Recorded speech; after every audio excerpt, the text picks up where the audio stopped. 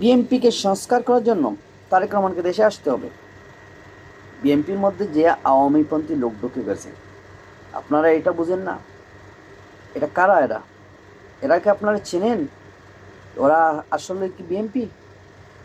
আপনারা যে বলেই ফেলবেন তারেক যত দোষ, যে দিল্লি না পিন্ডি চাঁদা দেয় লন্ডনে, এটা নিয়ে কিছু মানুষ কটাক্ষ করে, অনেক সময় দেখা গেছে। আপনার কি বিশ্বাস হয় যে চাঁদা লন্ডনে যাচ্ছে? আমি কয়েকদিন আগে এইভাবে বলছি যে তার টাকা পয়সার কোনো অভাব নেই, উল্টা যদি আপনারা চান তাহলে সে টাকা আপনাদের দিবে, যদি আপনাদের টাকার অভাব হয়। আর না হলে তো আলহামদুলিল্লাহ, কারণ আপনারা রাজনীতি করেন, আলহামদুলিল্লাহ অনেকটা ভালো অবস্থানে আছেন। কারণ আমরা অনেকটা খুশি হয়েছি যে আপনাদের একটা নতুন রাজনৈতিক দল হয়েছে। তাই বলে এমন না, এমন যেন না হয় আমরা আওয়ামী লীগের যে পরিণামটা হয়েছে, আওয়ামী লীগ যে রাজনৈতিকভাবে ব্যর্থতা দেখিয়েছে। একসময়কালের মুসলিম লীগকে পাকিস্তান স্বাধীন হওয়ার পরে মুসলিম লীগের প্রতিদ্বন্দ্বী হিসেবে আওয়ামী লীগ কিন্তু গঠন করেছেন ভাসানী সাহেব। যে সেই আওয়ামী লীগটা হাইজ্যাক হয়ে ভারতপন্থী দলে পরিণত হয়েছে। তো এটা এমন যেন না হয় আপনাদের মধ্যে, আপনাদের যে এই দলেও যেন এই জুলাই অভ্যুত্থানকে হাইজ্যাক করার মতো কোনো লোক আবার নতুন করে খাড়া হয়ে না যায়। এটা আমরাও জানি, বিএনপির মধ্যে বিএনপির অনেক রাজনৈতিক আওয়ামী লীগের কিছু, অর্থাৎ বিএনপি অনেক ক্ষেত্রে আওয়ামী লীগ দ্বারা হাইজ্যাকের শিকার।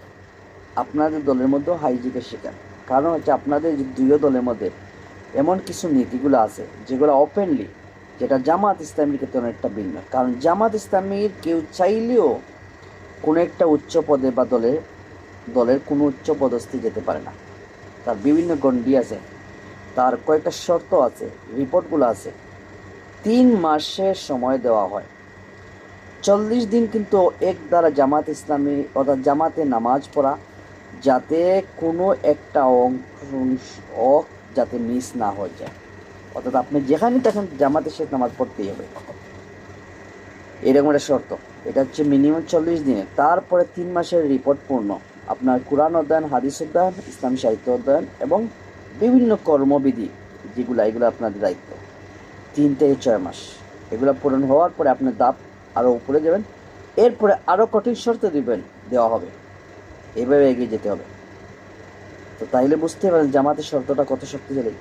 চাইলেও জামাতে কোনো চোর বদমাশিরা ঢুকতে পারবে না, যেগুলো আপনাদের দুই দলে ঢুকতে পারে। তাই উচিত হবে দেশের মধ্যে এবং দলের মধ্যে যে কুচক্রিগুলো আছে এগুলাকে উৎখাত করুন, দলকে সুসংগঠিত করে শক্তিশালী করে তুলুন।